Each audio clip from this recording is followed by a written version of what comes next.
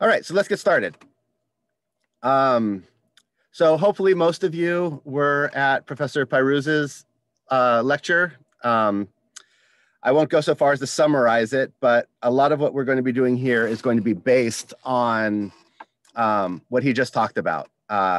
We invited Professor Pyruz to give the lay of the land in his very objective scholar mode. And then this session is going to be more about what should we do about it. So we can build on the knowledge we gained and hopefully here start working on turning that into action. So whoops. All right, so here's what I would like to do. First, I'm going to talk a little bit about model legislation generally, a proposed framework that I want to present, and then I want to have a discussion. And that means I want to hear, hopefully from you guys. I want to use this as a brain trust to brainstorm how to fill in this framework that I've been working on building. And then after that, we'll see if we've built some consensus. So one of the reasons I wanted to be a part of this conference is I had a conversation with a legislator in California, Dr. Shirley Weber, who's now our Secretary of State. And she really encouraged me to try and call together a conference of the right people, without thinking through who that was in our original conversation, get them together to put themselves and their ideas and their names behind some good ideas, and then bring those back to her. So when I imagined what that looks like in practice, what I thought about was first, and Dr. Pyruz mentioned this a little bit, there was something called the Eurogang Conference that happened amongst criminologists, I don't know, a decade or two ago. And they had a session where they said, okay, we are going to come up with a definition of gangs that is the consensus of criminologists. And then we're going to encourage everybody to use that definition. And hopefully that will just end all of the decades of arguments at that point over defining what is and what isn't a gang. It didn't work entirely, but it had a profound effect. So I thought, okay, what would that look like for us? It would look like, I think, model legislation on anti-gang laws. All right. Well, here's the problem you immediately run into with that. A great many of us, myself included, would probably start with a blank, a blank statute, and then stop right there. The point is not to come up with a really good anti-gang, or suppression strategy law, some penal code that properly stops gang violence, because most of us really think the criminal justice approach to gang suppression is sort of inherently flawed. Well, so what could we do? There's another issue that immediately came up when I started thinking about this, which is all of the debates I have had, which have been really important in developing my thinking, but have been very counterproductive in terms of getting things done sometimes. And that is the debate between abolition and reform. So wanting to build consensus, I was trying to think, how do we create a framework that recognizes both people interested in, I don't like to say the word reform, I like to think about tangible, immediate benefits to impacted people. And what those look like sometimes are small steps towards reform. But also recognize that abolition of prisons, or at least of gang suppression, overly punitive gang suppression, is a valid, and I share that as an ultimate goal. All right, so here is the general idea I came up with. And if any of you are ever, actually, sorry, let me first talk a little about model legislation in general. So for those of you who have never worked with legislation, legislators are obviously not content experts.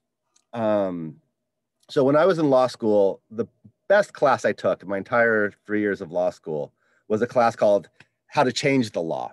It was taught by a former state senator, and what I learned from him first and foremost is that legislators first don't know the content of the issues that they're supposed to legislate. Second, even those who are lawyers really don't spend any time thinking about statutory construction or whether the text of their laws will actually get done what they want to do, right? They sort of turn that all over to other people. Sometimes it's legislative counsel, which is the lawyers that work for the legislatures, but often it is to people who are content experts and who care about the issues. So in criminal justice reform, that often means the ACLU or other groups that will bring a statute already written. Now, model legislation is also used quite a bit by the right and by corporations. So many people know about ALEC, the American, I forget what it's called, Legislative Something Council, right? They're responsible for the stand your ground laws around the country, which they wrote up as model legislation and had introduced around the country. The private prison laws came out of this sort of model legislation. So it has good and bad side, but it's if you want to really get something enacted, you've got to start with something that was written outside of the legislative process. I'll tell you one more story, I think, which is really relevant to this particular session, which is AB 333. So AB 333 is a bill that's currently being considered by the California legislature. It began really in the Committee for Revision of the Penal Code, which was a committee that was created by the governor to study what are the major flaws, big picture, in the penal code and what reforms could really be made. And they considered enhancements for the first year, gang, gun, 3 strikes, all the different sort of enhancements. Spent one of their sessions focused on gang enhancements. We presented, and they said they wanted to do something important on this.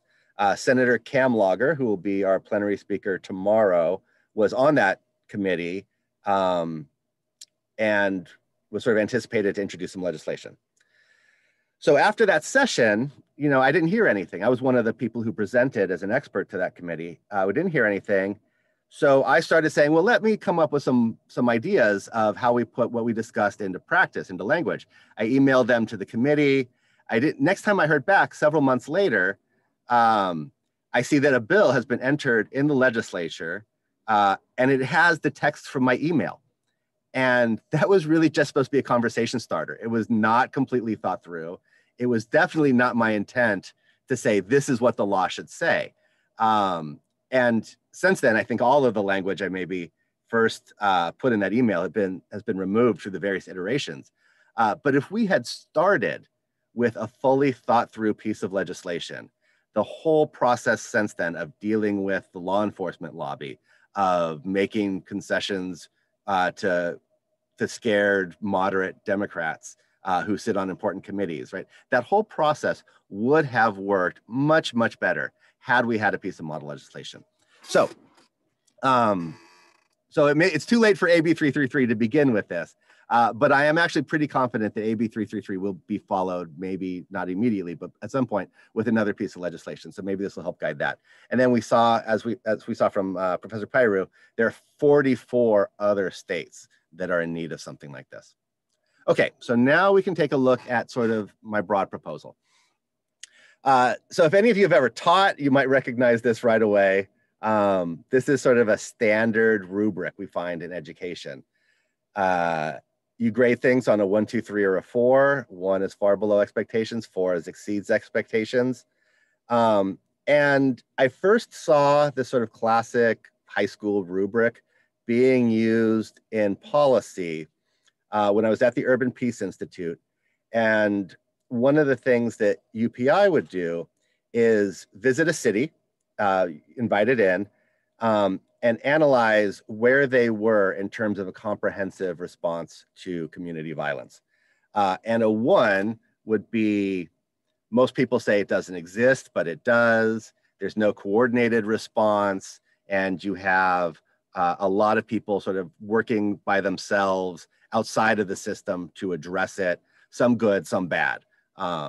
or some effective, some ineffective, right? So that might be a 1. And a 4 is a comprehensive, prevention, intervention, suppression scheme where the suppression is accountable to the communities, where you have a centralized organization ensuring that the suppression and the intervention forces aren't at odds with each other, bringing in, all of that. So that would be a 4. So I was thinking, well, what would this look like if we took this sort of approach to gang laws, right? And the far below expectations would be a combination of the worst of all Step Act type anti-gang laws. And if you were in the last session, you saw that means, a definition of gangs that's overbroad, a nexus between prosecution and the gang that is loose if it exists at all. That it says it punishes gang participation, but it's so broad, and in practice that means anything done by a gang member is gang participation. What are some of the other really bad problems? All crime is just immediately enhanced. So a misdemeanor can get you a year in jail, or a low-level felony can get you 15 years in jail. And and we heard King Tone during his plenary this morning talk specifically about his nonviolent medium level, I'll say, drug offense landed him with over a decade in prison. So that's the worst. The best would be just a repeal, right? We have 5 states that have no gang laws. That might be the best. And in between, we have maybe levels of, AB 333 is really trying to move, we started trying to move California from 1 to 3. In practice, we're probably moving from a 1 to a 2. Now there are other states who are already at a 2, and and the question is, what's politically possible? Could we move from a 2 to a 4? If that's the case, then pay no attention to the 3. But if you are at best at a 1, hoping to move to a 2, which may be where California is right now, for example, or move to a 3, let's not talk so focused or be so focused on repeal that we end up with thousands of people every year being sentenced to a prison sentence that is expensive, that is unhealthy for them, that will help. We heard a little bit about increased control of gangs in prisons, making prisons less rehabilitatory, and when they get out, make their chances of successful reentry lower, right? Okay. And then I wanted to add one more idea to this, and that's also something that came up before, which is let's add a 5 to this, which is replacing this with something better. Professor Pyrus talked about this in terms of all the existing laws are anti-gang laws. And what are we for? Not just what we're against, but what are we for? In California, we've talked a little bit about funding intervention. We have the CalVIP program, for example. So what is it that states can do that will actually help? We heard about King Tone's program this morning. How can states support work like that? Okay, so that's the proposal. What I first was hoping to do, and again, this is supposed to be a brain trust, and also a chance to work towards consensus.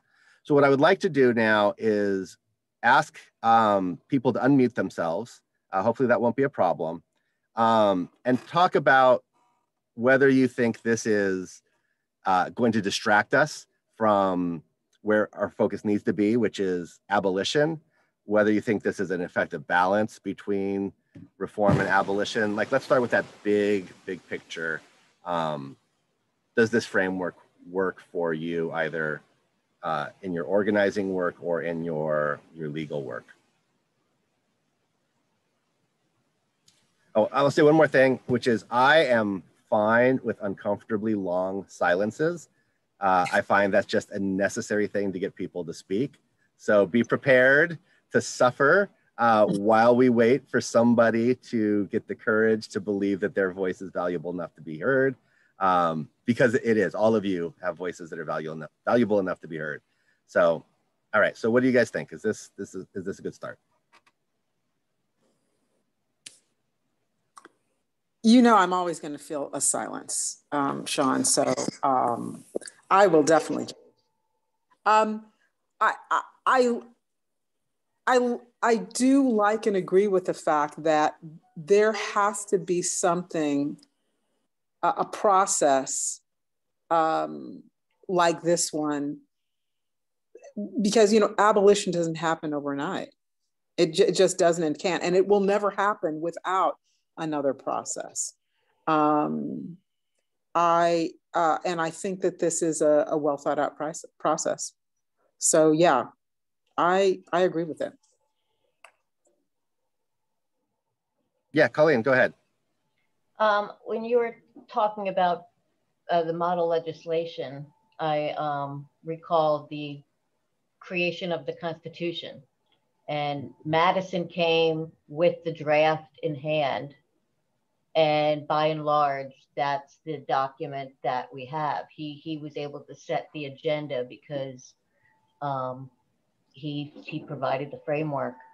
And I operate a lot in my own personal practice under the premise that people are lazy. And if you can give to them something that they were supposed to do, your example of the email that became law, or the proposed law is a classic example of that. So I'm a utopian idealist, so I'm just constantly living in a case of disappointment, and setting low expectations kind of helps to temper that. But it doesn't seem to, the more I'm disappointed, the more I just want to push back and against the pendulum swing. I see, you know, at like the pendulum example, if you pull it all the way to one side and let it go, it's gonna, you know, swing right, you know, back to the other. So that was a comment in a prior forum about the overreaction versus the underreaction. But where we need to end up is without swings back and forth, with some common consensus and agreement as to what is a society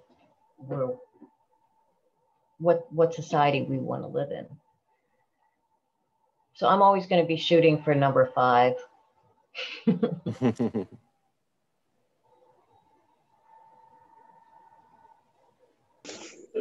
Yeah, this is Jose. Yeah, I love it, man. I mean, I'm just excited this year that, you know, AB 333, although it's not perfect, you know, but we made it this far, you know, because, you know, gang laws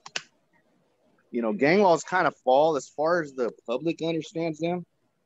You know, they kind of fall under that category of like sex offenders and serial killers. And so because of that, you know, gang laws or gang members or any of that, you know, stuff, you know, it's the only real time where, you know, racism is accepted, or prison and jails, you know, harsh punishment is accepted, you know, because in most people's imaginations, you know, that are kind of outside some of the work that we do and why we're here today. But in most people's like conscious mind, you know, it's not inclusive of those people, of so-called gang members, you know, as far as, you know, bettering the community or changing the system and stuff like that. And so, you know, I'm down with it for sure. And, you know, I do understand that it's for sure going to be a process, not going to be easy, and happy we came this far.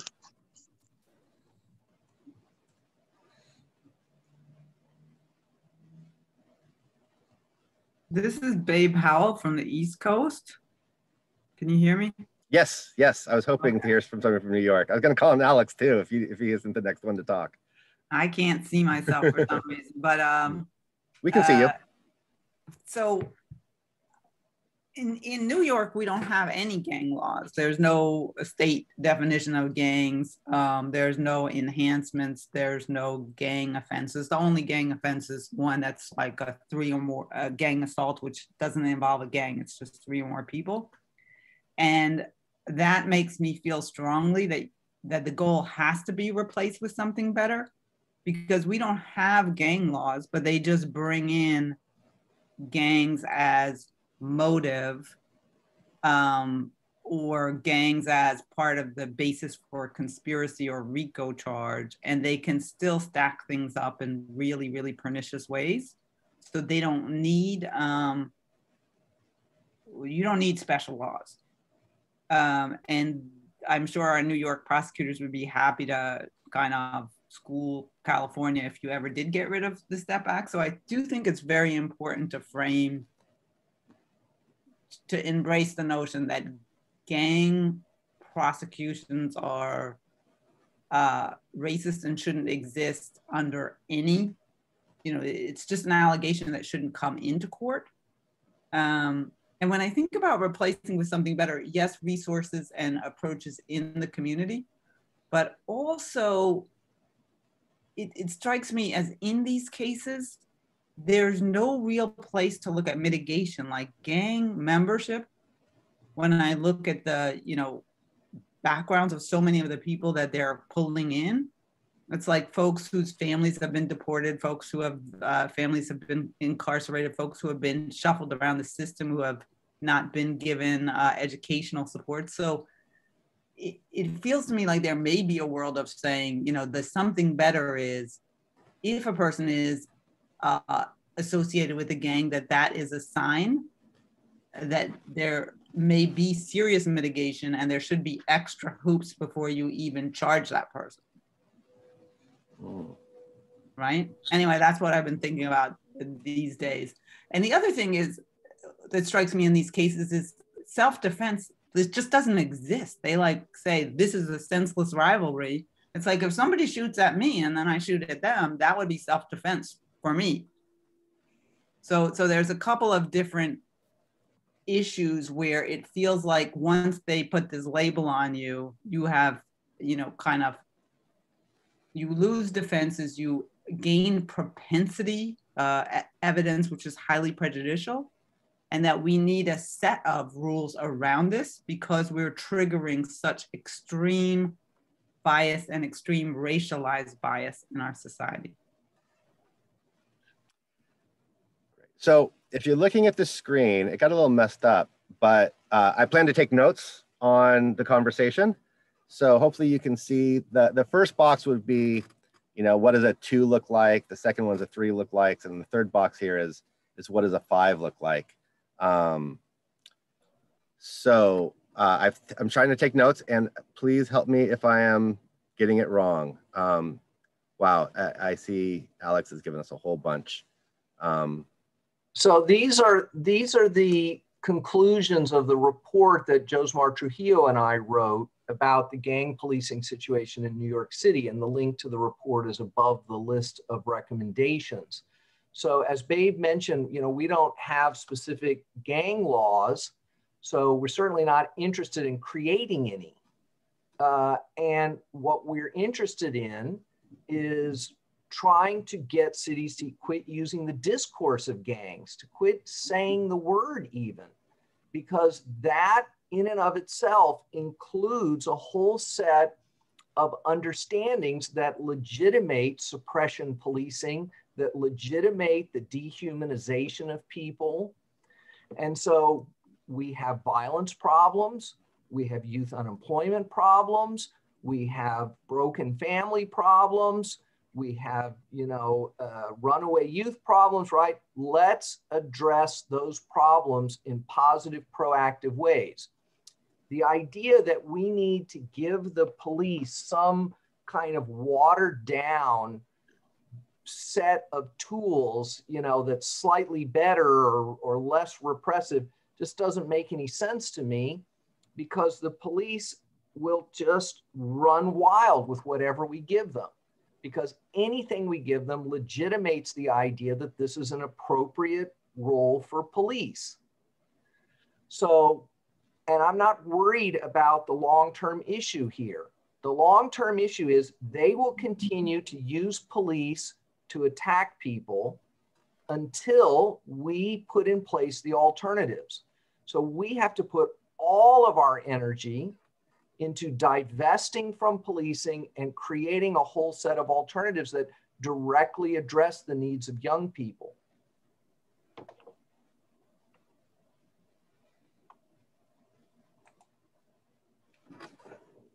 So this is great. I knew with the brain trust idea, right? I'm glad you're here, Alex, because right away you were able to, I think, to fill in this last box quite a bit. But I also think that what you just raised is what I was asking about earlier, which is this framework. Well, you just said we had to put all of our resources into ending this sort of state violence.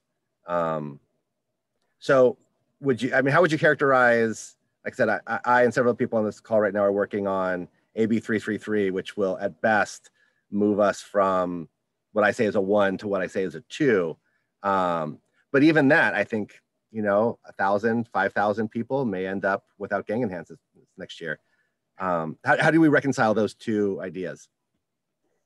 Well, I understand that you have existing legislation that is terrible.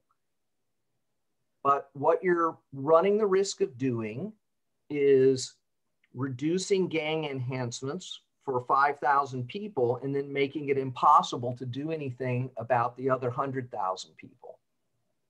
Because now you've legitimated the basic framework that they're using to engage in this mass criminalization. So I understand the desire to win something concrete. To me, winning something concrete is, abolishing the use of the gang database, or significantly, cutting the funding for gang units, or other kinds of steps that don't re-legitimate the fundamental idea of gang suppression policing, so-called, non-reformist reforms. So I do not support these issues to create, slightly better gang suppression policing. Is there anybody else who wants to talk on that? I do, if I may. Yes, please. Yeah, and I want to make sure I was clear on what I was saying earlier, because I strongly agree with Alex.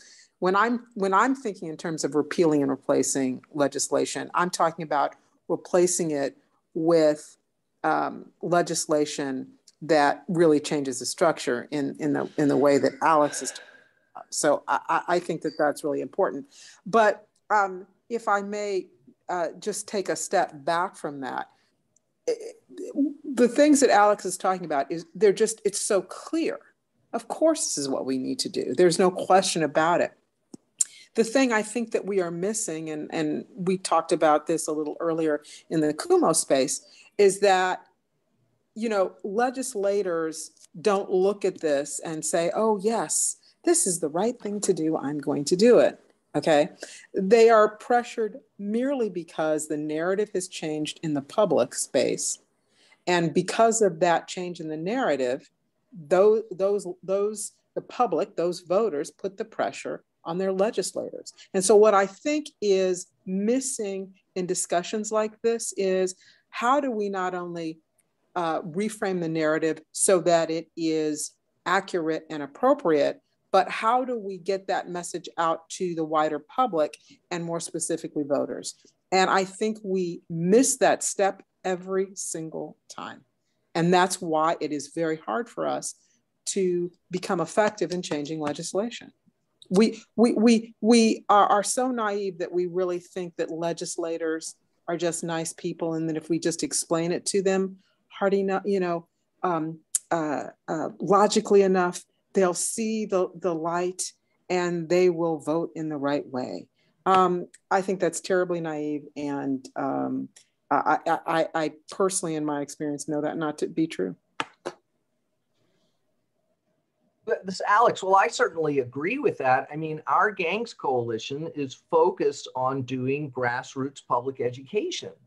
So we are constantly doing events in person, webinars, producing reports. We're buying advertising. We're doing stuff on social media because we have to build a base for these ideas. And we're working with legislators to develop, alternative frameworks for thinking about how to address shootings in their community. So yes, we're not going to win this on either technocratic grounds or on heartfelt appeals. We have to build a base of political power.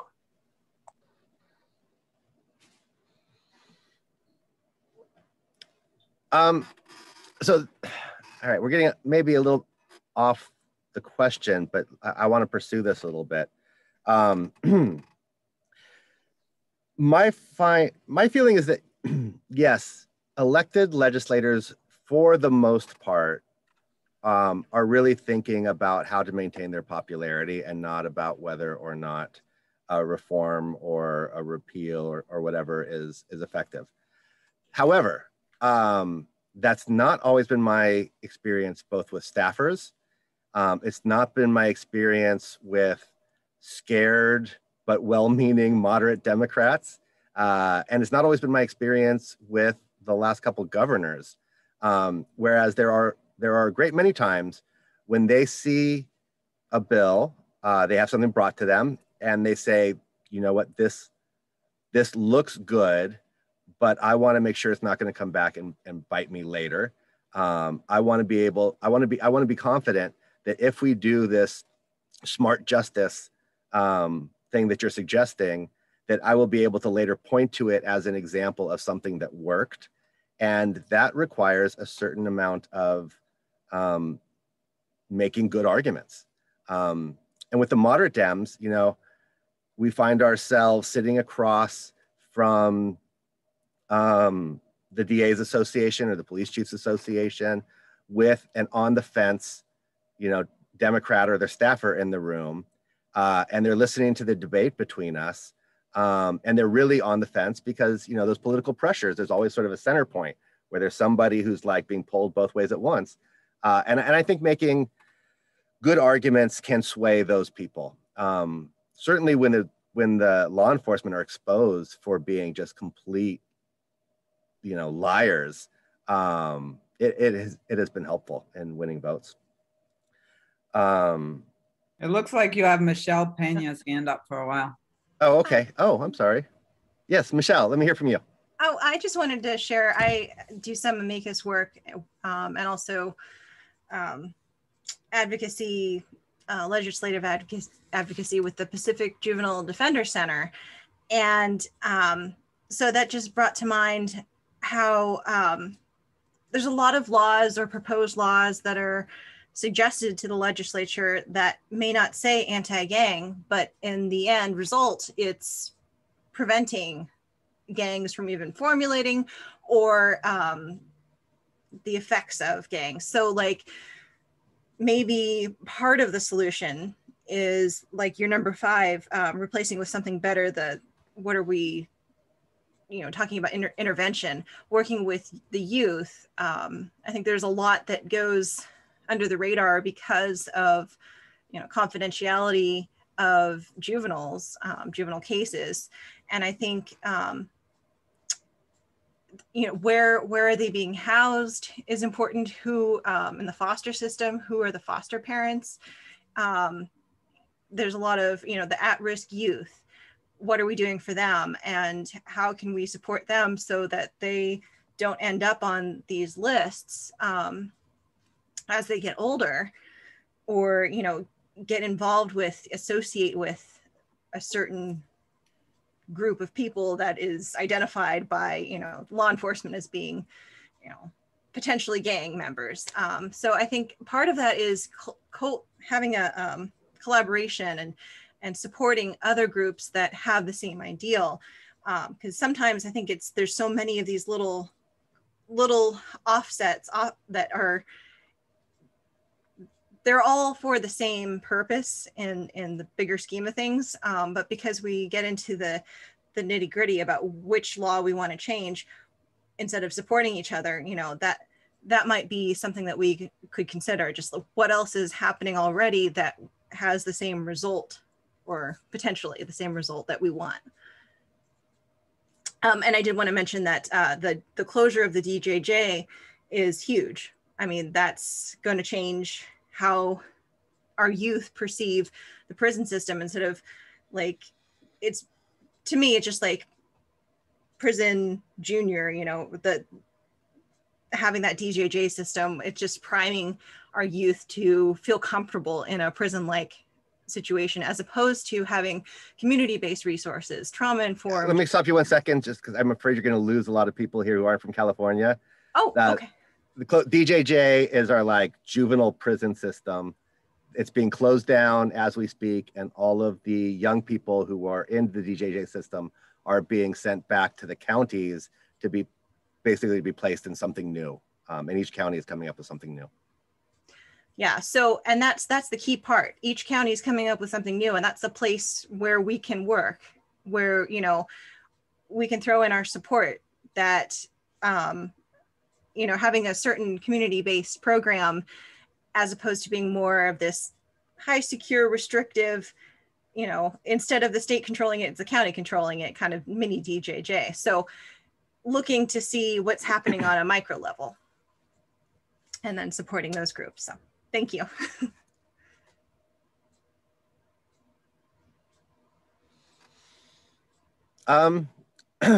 So, whoops. I've got my hand up too.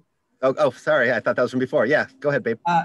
So just another thought. I mean, I'm definitely for the Alex approach, you know, kind of, and better than all this, none of the above. But as a criminal defense lawyer, I also do see, you know, the value of a bifurcation requirement and higher, you know, advocacy for legislation that improves your status quo, especially if it can involve the kind of organizing, you know, where gang members come into it as well.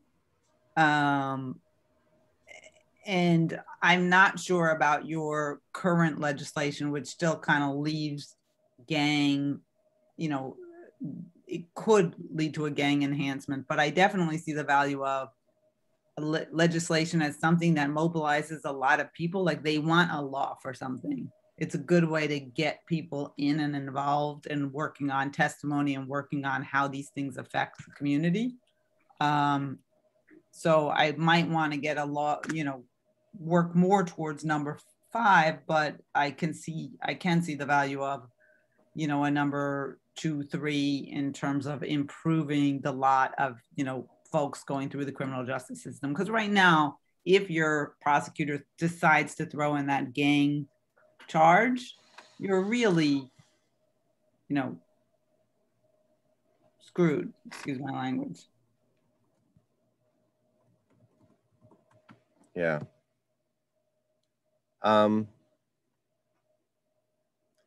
You know, I see mono, it keeps coming up, connecting to audio for you, but I would love to hear from you at some point if you're actually able to get in on this conversation. Okay, but Romo has Lisa, yes, Lisa, go ahead. Yeah, I mean, Sean, as you know, I go back and forth about an incremental approach. I mean, I have serious concerns about it, and yet I am involved in it.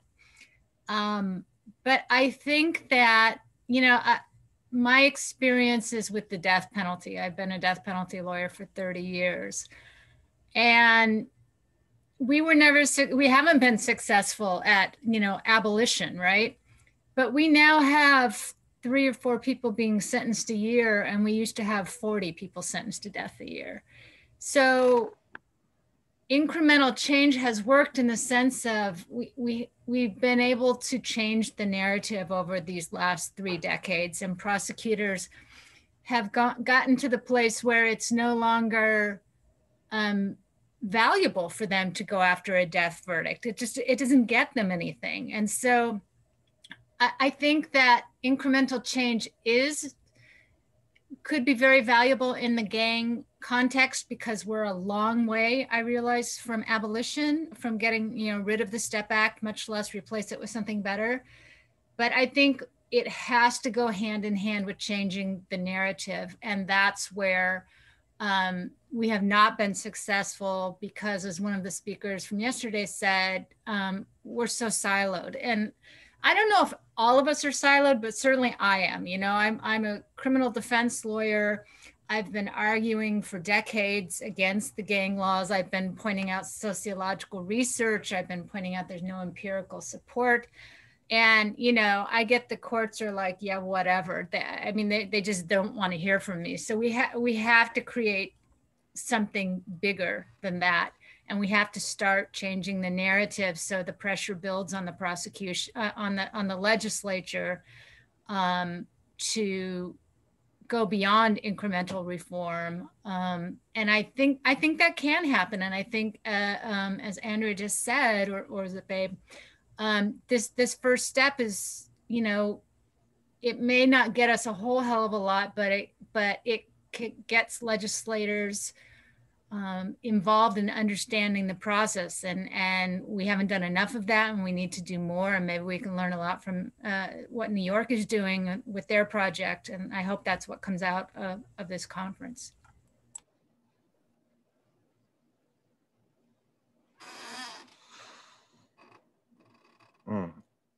I'm glad you brought up the death penalty, because I keep thinking about the work I've done on gang databases in terms of, has this incremental approach paid off? And we can certainly show that the number of people in Cal Gang has gone from 200,000 to under 50,000. But I think there are still 200,000 people probably in law enforcement gang databases other than Cal Gang in California still. So I think gang databases work in California supports Alice's argument even more than my own. But I think the death penalty is a good point. Okay, so we definitely don't have consensus around this incremental idea, but that's not to say that it's not potentially the right idea or still supported by a lot of us. I think we do have a lot of consensus around the ideas of what should be in the replace, in the 5 column, as I'd called it originally. So a lot of these I summarized out of the New York work, but I want to dig down on one thing, which is, I think we have consensus about a lot of these things, but maybe not all of them. So first, the focused deterrence. So the New York recommendations included 1, no focused deterrence, precision policing, but at the same time, suggested that there should be investment in outreach. Let me make sure, what did you guys use? The credible messenger language? Yeah, credible messengers, things like that. So to be clear, right, when I hear focused deterrence, precision policing, I think David Kennedy and his approach, pulling levers that we need to, at one hand, surveil people to see whether or not they might be victims or offenders, because that's the same group of people. And then we need to hammer them with suppression. At the same time, we offer them services. And I think what we're saying is that the heavy-handed, we're going to bring the hammer down on you unless you do right, we can eliminate that and still keep the other lever, which is, in my mind, reentry services. That's what we call them usually in California. Street outreach, gang intervention, credible messenger work, the kind of stuff we heard from Tom earlier today. Is that right? Do I have that sort of, is there consensus around that? Yeah, focused deterrence has just been a horrible program here in New York and in most other places. And it's almost entirely punitive, and it's all about a police and prosecution-centered strategy. And then they dress it up with a few social services, which whenever we look closely, it turns out to be almost nothing. It's like a referral phone number, they give people. It's a lot of finger wagging, etc. So the idea, though, that you could have targeted interventions, that of course makes perfect sense, but just keep police and prosecutors out of it. Yeah. Okay. I think we're all on the same page with that. I'm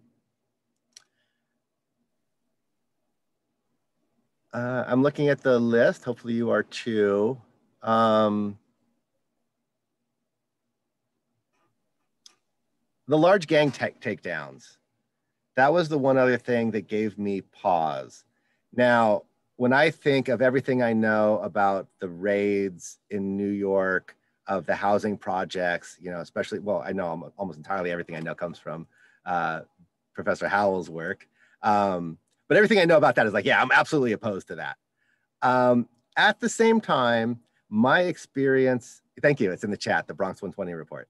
At the same time, I have had experiences here in Los Angeles where there are large gangs who have the vast majority of the people in the gangs are people who I feel very comfortable with and comfortable with them being part of my community.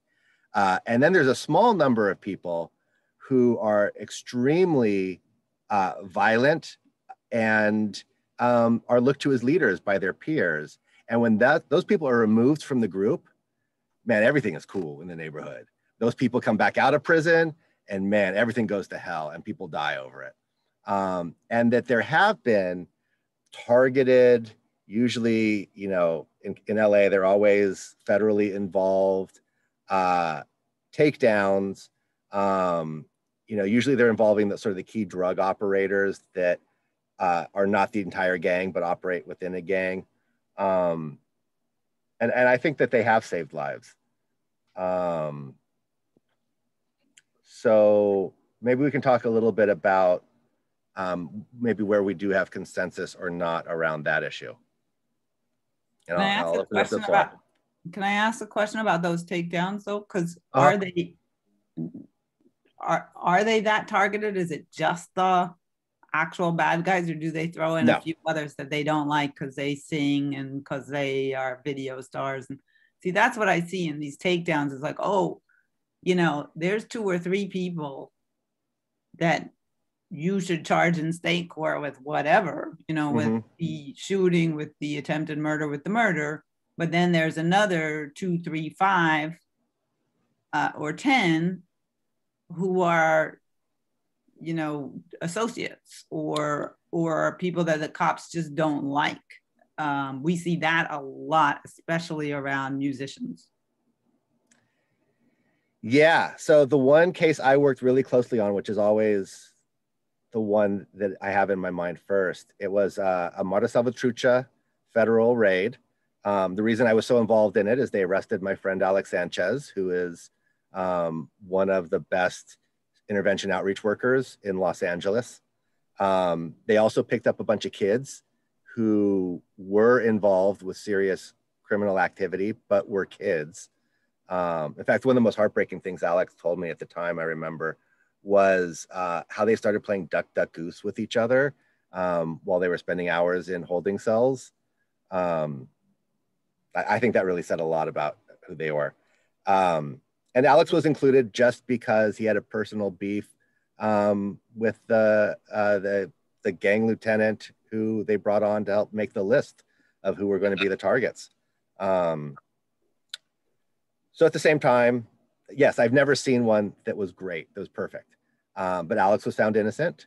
The kids are all released. And like I said, I think some lives were saved. So I don't know, you bring up a good point. Maybe I'm the only one here who's got any sort of a visceral reaction to the no large gang takedowns. I'd like to hear from other people.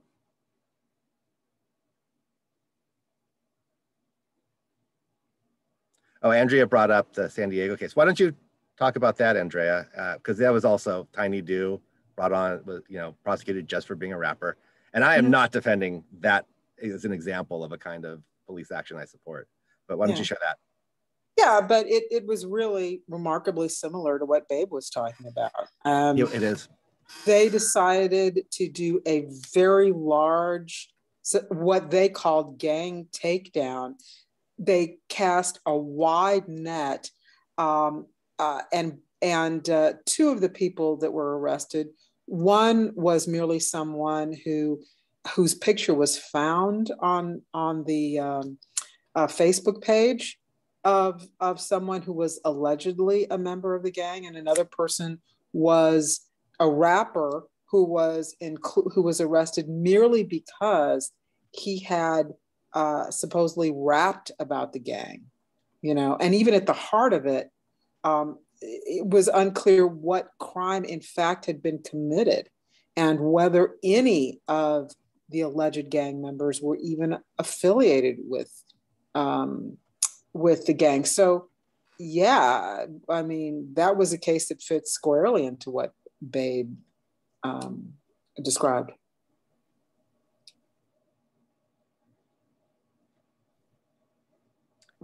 And I think in a way, Sean, even your example is saying like we shouldn't have large takedowns. Like the theory is essentially their theory for the takedown is we're going to really take a bunch of or all of the people in a gang and thereby dismantle it. And what you're really saying is, I think what the criminal justice system is supposed to be doing is like there should be individualized justice, especially when you're dealing with kids. You shouldn't be dealing with conspiracy or vicarious liability. Your parents can't tell you what to do. Your friends certainly aren't going to be able to. So, the general, like there shouldn't be gang takedowns, I think is something that you're actually, there may be some partial benefit to it. I do think that the size of them usually leaves as much damage as, like the rest of the families and people who, at least in our cases, you are pleading guilty if they pull you in. Even the one guy, two of the Bronx 120 had their cases deferred prosecution and were, released on the prosecutor's consent. But one of them there was caretaking their sick mother who died while he was in for like 1 or 2 days. So the kind of like, oh, we let out the lesser involved is too little too late. So I think, the model is wrong. And the concept, it reifies the pathologization of the whole gang instead of there are some gang members who are bad, but the problem is violence, not the gang.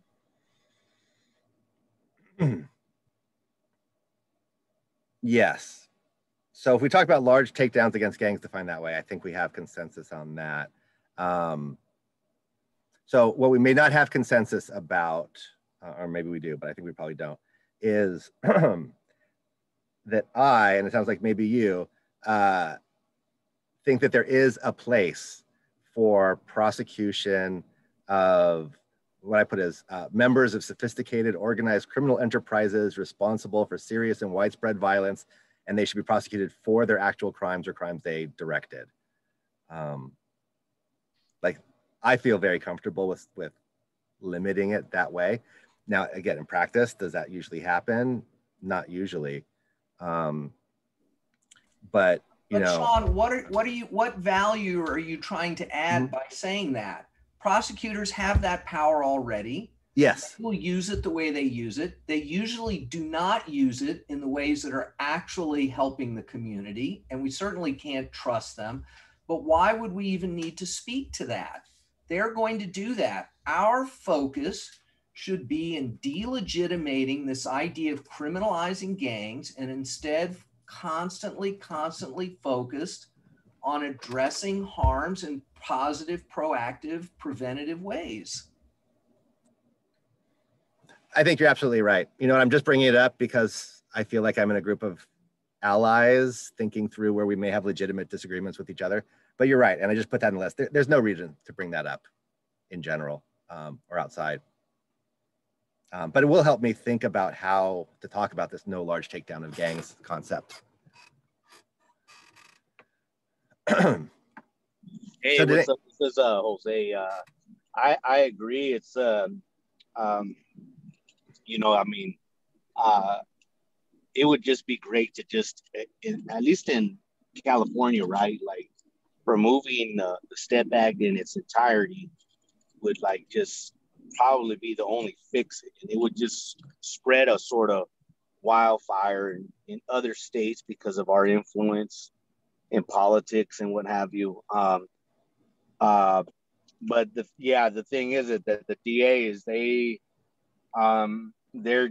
just really can't be trusted with any sort of reform. Even our AB 33, they will still find a way to keep doing what they've always been doing, for sure. You know, I think if someone committed a crime, I mean, no one's abolishing at this point, you know, all felonies, you know. So someone commits a crime, you know, there'll be cops involved, there'll be investigators, and people will be found innocent, guilty, or what have you, you know. But the gang thing is just, it's just kind of ridiculous. But I understand it's, you know, it might not be an overnight thing. So we have about 15 minutes left. So I think we've got a pretty good list over there in the 5 section. I hear all the concerns and share most of them about the idea of and I think maybe we shouldn't use the word model legislation as we go forward this, as this works. But that idea of like writing out a little bit half step is probably not beneficial. But this idea of what should AB 333, for example, if another state feels that that is an achievable goal and wants to do it, what about the existing gang laws do we need to attack, to discredit, and with an eye towards how that would look like in statute? So I can start with no overbroad definitions of gangs. You know, it's 3 or more people with a sign symbol. Like, really? Like, if you give yourselves a name, that's what decides whether or not you get an extra 15 years, whether you and your friends call yourselves by a name versus just hang out. And then, you know, that the name can be the name of your neighborhood. So you don't even have to call yourselves the name. Like, the police can impose that on you. Right, so that's an example of something that I think we could criticize and point to a specific language that's problematic. Language that is better would be much more difficult. Another thing would be we've got limit gang experts. Right, that's police gang expert. Right, they don't qualify. They would not qualify as experts in federal court most of the time. Or in civil court, or federal civil court is what I'm thinking. But yet here they are, you know, in criminal court, just talking nonsense. And also, one of the things that's driven me most crazy about AB 333 is the way when they're not in the courtroom, right, law enforcement is now just completely reversed course. Right, in the courtroom, you got all these experts saying, oh, these gangs are hierarchical. They have, you know, shot callers and foot soldiers, and the Mexican mafia runs all the, you know, the Chicano Southern gangs, right? And then we get them in a room and we're talking about, well, let's put the word hierarchical in statute. And they're like, no, gangs are disorganized. There's no hierarchy to gangs. Did I say that? Right? So yeah, I mean, there's no reason to let these people into court and lie. So that was another one. Bifurcation is something we've been talked about. So all the lawyers in here probably know what that is, but for the rest of you, bifurcation means basically you have 2 trials. One trial, and this has to do with sentence enhancements for the actual crime. If you're going to try and add a gang enhancement, that has to be a separate issue. And the reason is that keeps all the prejudicial gang evidence, or hopefully most of it at least, out of that first section, even though it will then come in the second. And that allows jurors to have a better shot, at least, or the defendants have a better shot of jurors who are unbiased. So I just want to open this up to that brain trust again for at least 10 minutes on what have we heard about existing gang laws that we think we really need to highlight as being things that need to be eliminated from the law. So Sean, if I can go to your no overbroad definition of gangs, and I think in the first instance, it's always upsetting to me when I see these broad definitions, but I'm going to kind of throw a monkey wrench in this and say, in some ways, I want it to actually be broader. Whenever I see the term street gang, I become furious. You know, it's like, why do we think it's okay to limit this to street gangs? You know, what about the way RICO developed and was used? You know, it was developed to be against the mafia, but then they realized, no, well, other types of groups do this. So, you know, I think if we certainly limited the law, limited the definition in some ways, but broadened it to include things other than street gangs, so to speak, and we start, you know, going at it from the other way. Well, why aren't you, you know, why aren't you prosecuting these other groups of individuals that are doing the same thing? You know, and so it kind of attacks it from both ways. So I know that that's kind of a different way of thinking about it, but you know, just wanted to throw that out there. No, I think that's a great way to avoid defining gangs at all, right? I mean, that is the way the law is supposed to work. You're not supposed to prosecute people for their identity or for the groups that they're members of. You're supposed to prosecute them for their criminal activities. And it kind of speaks to what Alex is talking about, because I do agree with it. I mean, it infuriates me that we're okay with baking in the identity of Black, brown individuals, probably of a lower socioeconomic level, that we're okay with putting that in a definition, because I'm not okay with that at all.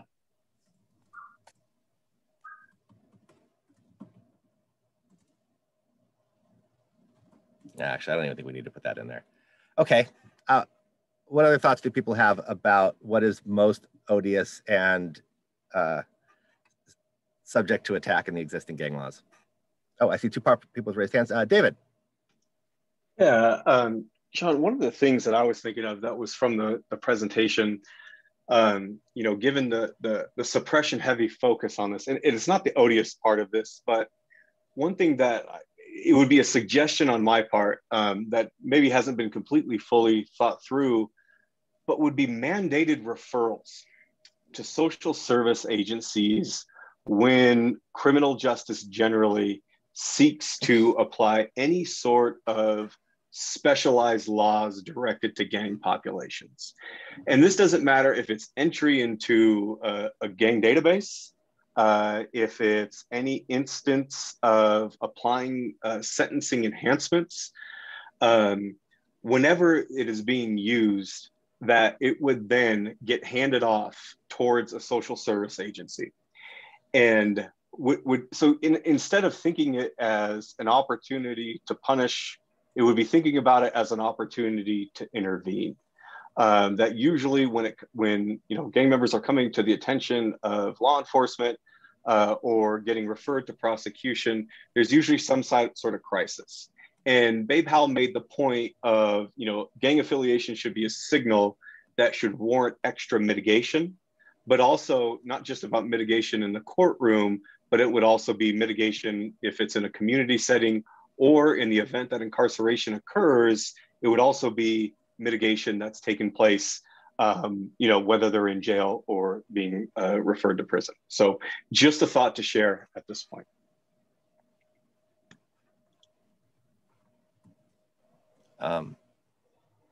That's great. I would have a big caveat on that one and leave out the when they're getting put into a gang database, because that's entirely police driven and it can lead to, you know, enforced supervision sorts of situations. So, you know, maybe if there's going to be a prosecution or an arrest or an enhancement sought, yes, but where there's, you know, just entering people into the police database, at least here in New York, they do that without really signs that you are a gang member, just because they see you associating with someone else or hanging out in the area near your home, or, you know, liking things on social media. So I don't think that's trigger enough for the vulnerabilities. Can I also add something on with that? Quick, but then I see Lisa and Michelle both have their hands up, and Okay, I don't know who raised first. Yeah, let Lisa and Michelle go, and then I'll go after that. Okay. Lisa, you're the first on my screen. All right. I was just going to say, although David's idea in theory is a good one, anytime we let the police, law enforcement, or prosecution control the referral to services, we are asking for trouble. I mean, in the DJJ context in California, I don't know if it's still like this, but when I was representing juveniles a while ago, it's like they would be, I had a client who was put into DJJ for 2 years, and then his, getting out of gangs program was started the 2 weeks before he was due to be let out. And, for 2 years he had to be in a gang because that's the only way you could survive there. You had to pick a side. And then at the end, it was like, oh, well, we don't have the money to give you tattoo removal, but, we'll go through a few PowerPoints with you before we let you out. And that, that's useless. We all know that's useless. So I'll just say we have the same problem in Brooklyn, where the cops are deciding who gets services. The prosecutor only gives services to people who are labeled a certain way. And this is a real problem. And I am echoing what they're saying. And I anticipate Andrea is going to say something about the community intervention organization, because the first thing I hear when social services agencies, I think of the Child Welfare Services Program, which eventually just ends up being punishing parents for drug use. And I could see this being punishment for alleged gang activity. We have to be really careful about what programs we're encouraging. I think the end result is excellent. I think absolutely what these people need is support services, but where those support services come from is critical. So. And yes, Michelle knew exactly where I was going, because we do a similar type of work. I love the concept of what David talked about, is making sure that people get the services and support that they need. Unfortunately, when you have a state organization like social services, it almost inevitably leads to the criminal justice system. It does not work. In one of our dialogue sessions that we had this morning, we had 2 professors, and actually one of whom who had contracted with her college town to reimagine their public safety in policing. And what they did after a series of working with the community, they created a community organization led by community members to provide support and direction on low-level nonviolent crimes. And so, I think there is no question but that people don't trust government institutions, and rightfully so, that Black and brown people don't, because it is designed to lead to their criminalization. So I think we need to have a community space. And I think also what Taco was talking about yesterday, in terms of we need community-based intervention, not more government.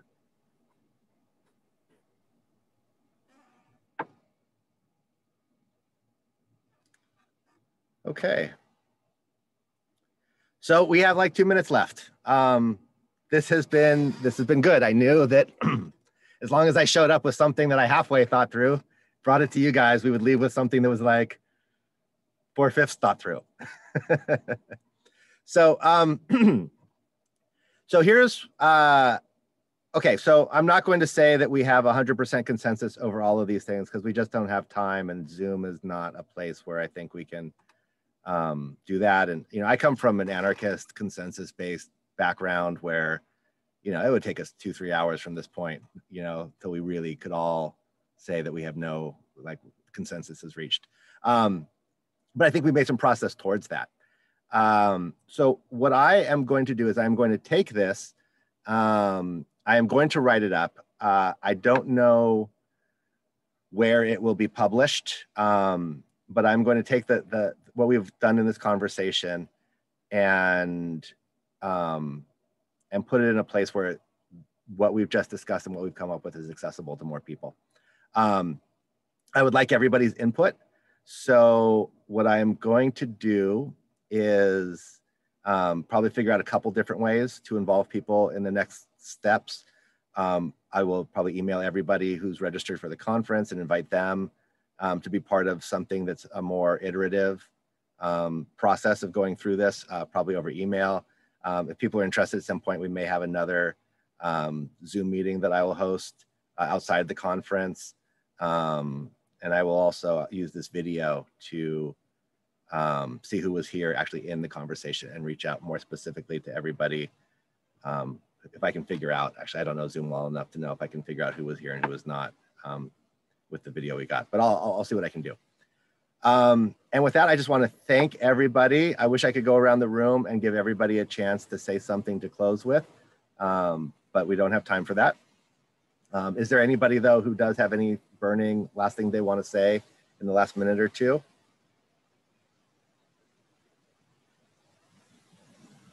Okay, well then I obviously found this incredibly helpful and productive, and I hope everybody else feels like they benefited from thinking through all this out loud. As you can see in the chat, there are dialogues happening in Kumo Space. I will head over there. I'm actually not sure if we're in the studio or the patio